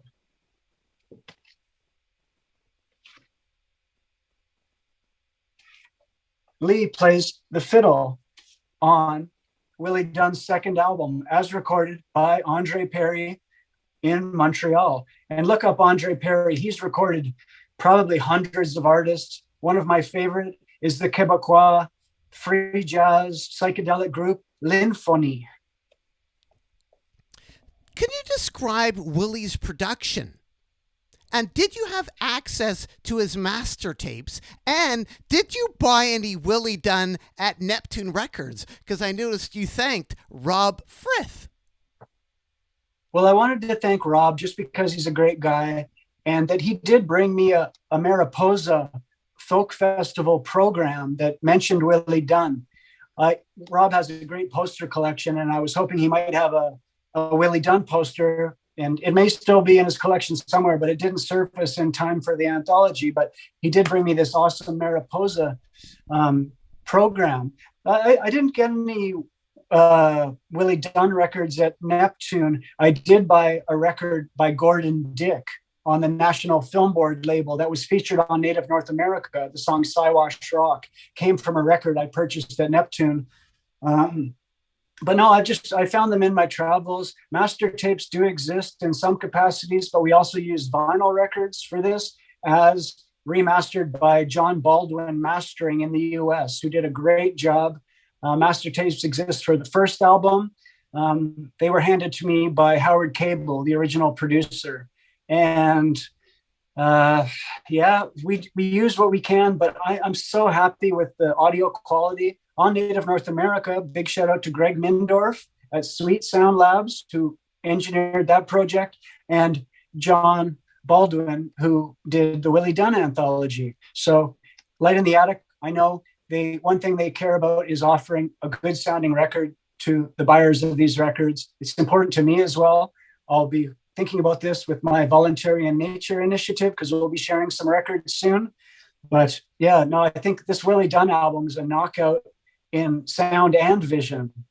It sounds great. And we have another comment, just a thank you for all his beautiful, sincere, and work and love for the families and friends. Luke Native. Oh, wow. Big shout out to Luke Native. He's an awesome person and supporter and music celebrator and DJ and record collector that I've gotten to know at the record shows in Vancouver, unceded Coast Salish territories. And Luke is from the West Coast and an incredible, incredible force of nature. Big shout out to Luke. We also have a question, a comment from Smoked Out Vibes that says, play the Little Uzi Vert interview. Now, we have played some Little Uzi Vert on the Nardwuar stream before, Nardwuar's Video Vault, but we actually are going to play an interview that you were witness to, that you helped film. Could you explain a bit about what we're going to play and the importance, like how this artist is up there with Little Uzi Vert? Well, I know one time I got privy to a playlist from Little Uzi Vert, and he was kicking it with this punk group. He likes the punk energy, right? He was kicking it with this group, The Jam, Paul Weller. That's Paul there. Bruce Foxton, Rick Buckler, The Jam. Later, The Jam turned into a group called the Style Council, and Tyler, the Creator, on your interview, Nardwuar, with Tyler, the Creator, shout out to Tyler, he's repping the Style Council. That was Paul Weller's group after The Jam. So this is the Style Council. Big shout out to Nick Kurgovich and Nina Mendoza. Thanks, Nina, for all the lovely modding. The mod father here, Paul Weller. Could you explain a bit about the Style Council and Mick Talbot and the Merton Parkas letter that I've been lusting over and wanting for you to produce many times? That's Mick. That's Paul. That's Mick. That's Paul. And Mick Talbot is the keyboard player of the Style Council. that's Paul Weller's group after the Jam, right? So basically, Paul had had enough of playing 3-chord punk songs and wanted to stretch out musically. And he started the Style Council with Mick Talbot. And Mick's grandmother, I believe, lived in, or a relative, an aunt maybe, lived in Surrey, BC. And one day I was digging through the records at Value Village, and I was digging and I found a Style Council, a 7-inch. I opened it up, and inside there was a press clipping from a newspaper and a note from Mick Talbot's relatives saying, "Oh, my grandson or my nephew Mick is part of this group, and you should check it out. They're playing on television in England." And it was this letter that I found. Sometimes when you open up the record inside, you can find some pretty amazing things. And when I found the Style Council 7-inch, I found a letter from Mick Talbot's relative, Jay Gunzik, DJ Limbo. You got that now. I love you, my brother.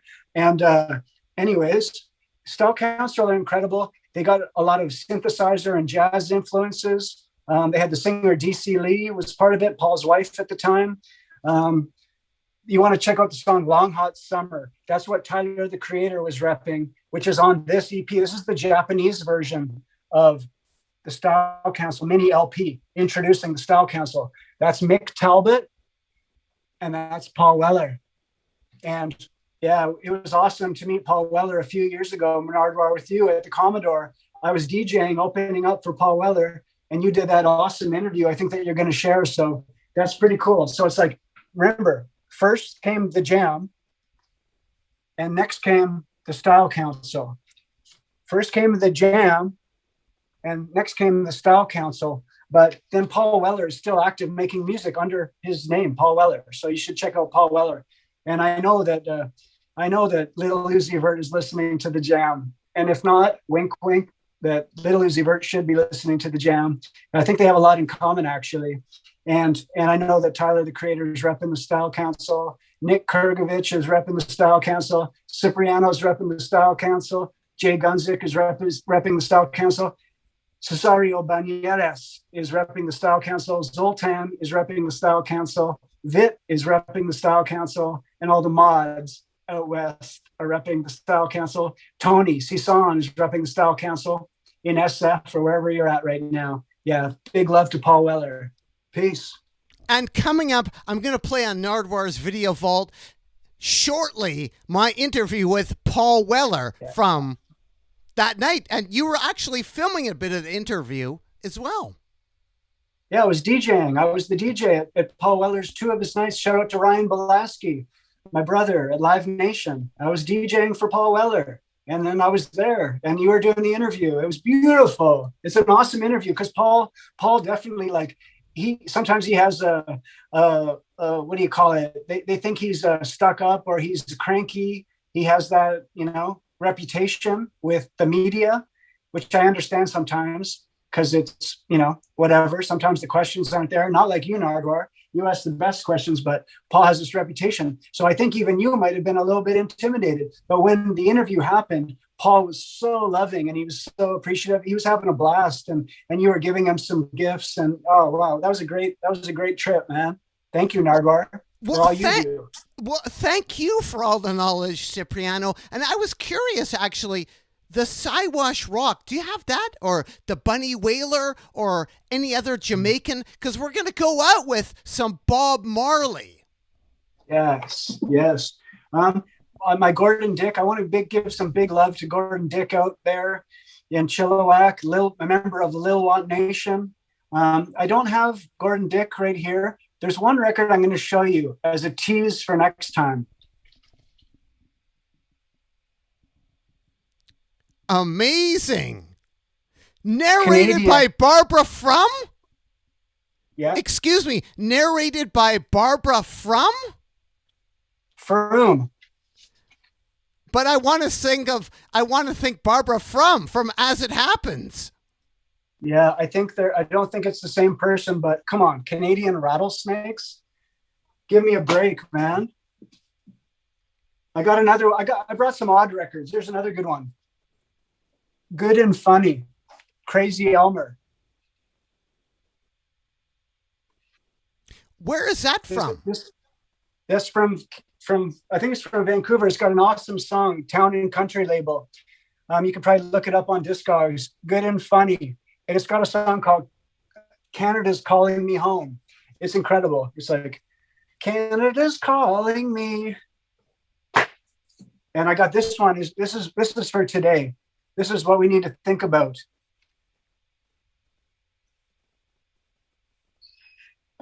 What is money anyway? In French, l'argent, c'est quoi en réalité? What is money anyway? Something to think about. I want to give a big shout out to Seekers International. This record just got repressed and sold out instantly. Another challenge for the CBC. Start playing Seekers International, a legend in England, in Europe, and in Japan. Richmond, BC based, and it isn't getting any play in Canada. A joke. They just sold this. They just sold over 1,000 copies of this in 1 minute, and CBC is not even playing Seekers International. We got to get some Seekers love happening here. Back to the two-tone, Rico Rodriguez. Two-tone. His solo record. I've never seen that. His solo record, right? Yeah, and Rico was a trombone player. Ooh, I like that. A trombone player that played with the Specials, but actually played in the original ska days of the 1960s in Jamaica. This is what you mentioned earlier. Big shout out to the family of Bunny Wailer, who just transitioned, who just passed on, a member of the original Wailers. And I'd love to play some Bob Marley at the Wailing Wailers later. This is Blackheart Man. Rest in peace, Jabi. And that is one of your favorite records ever, isn't it? Oh, yeah. Here's another one of my favorite records ever. Return of the Super Ape, Lee Perry. That's where I hip the name Cipriano from. Big shout out to Lee Perry. This style, the good, the bad, and the upsetters. Lee Scratch Perry. Yeah, I could go on and on all day. We can't mention the Specials and Gangsters and not forget Prince Buster, right? There's Prince Buster.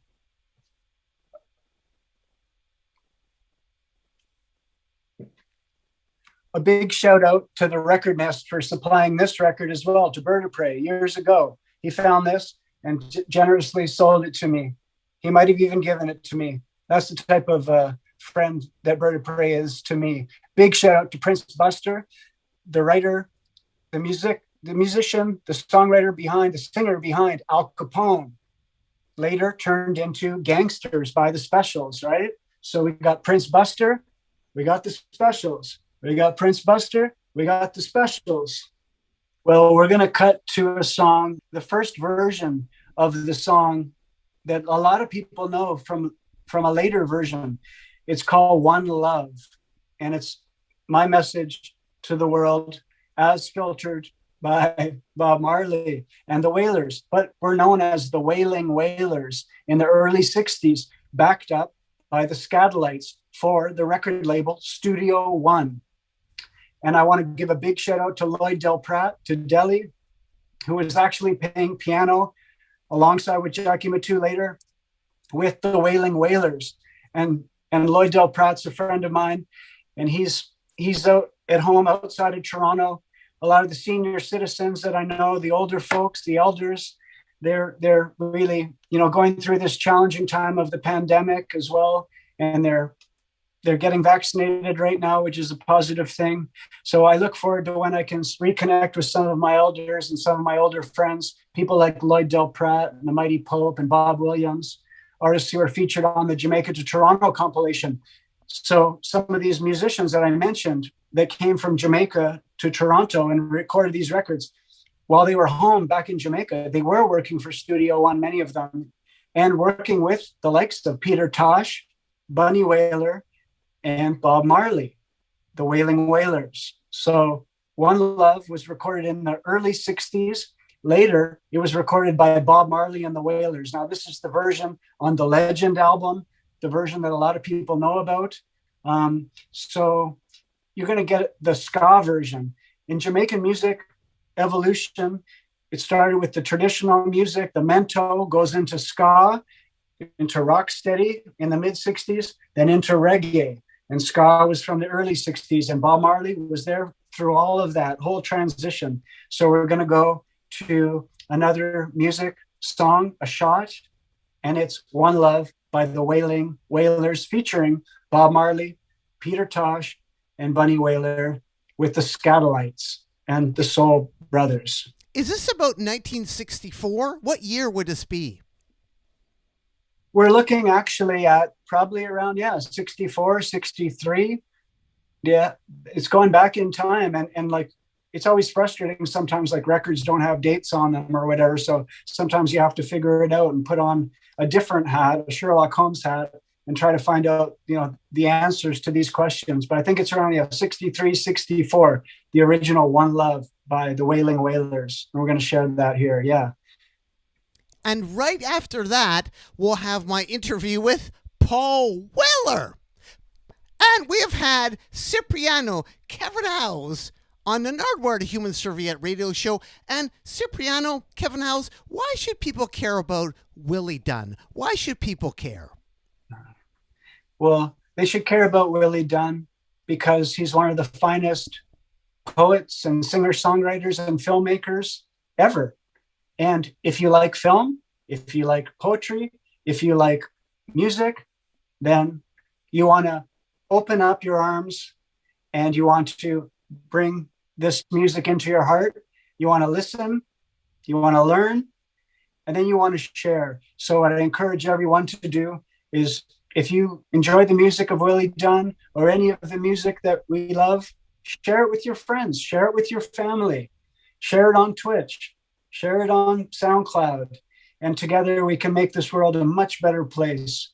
And we can lift everyone up together and good things will happen. So please listen to the music of Willie Dunn. It changed my life and I hope you enjoy it.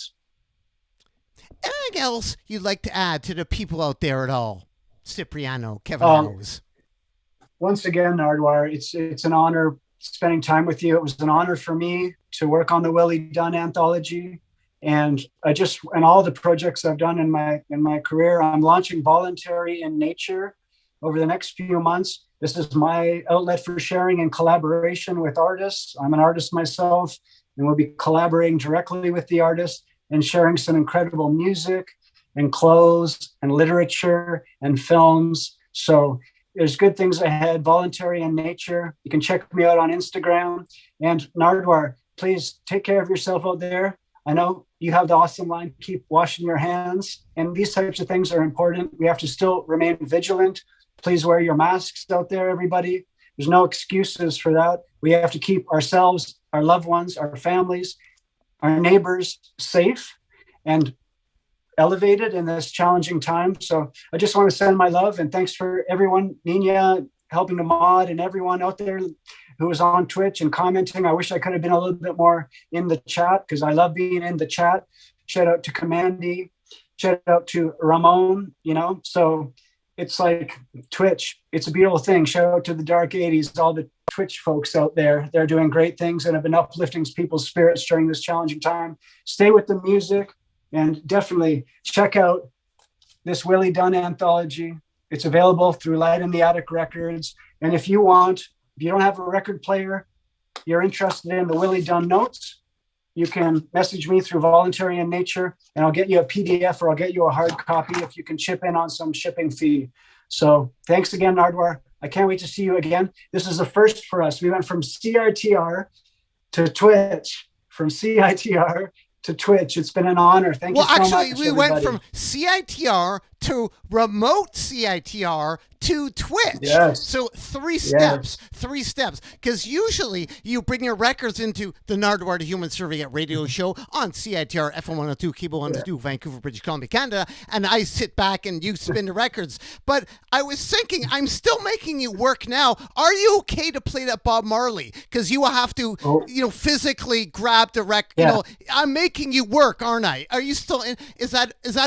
Are we still okay for time for you to do that? Yeah, definitely, Nard. Like, thank you for your friendship. Thank you for your support.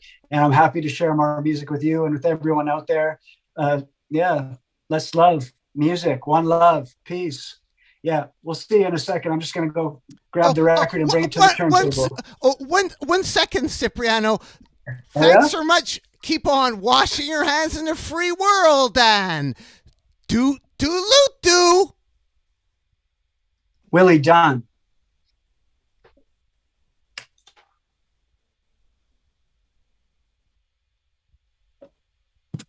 One second.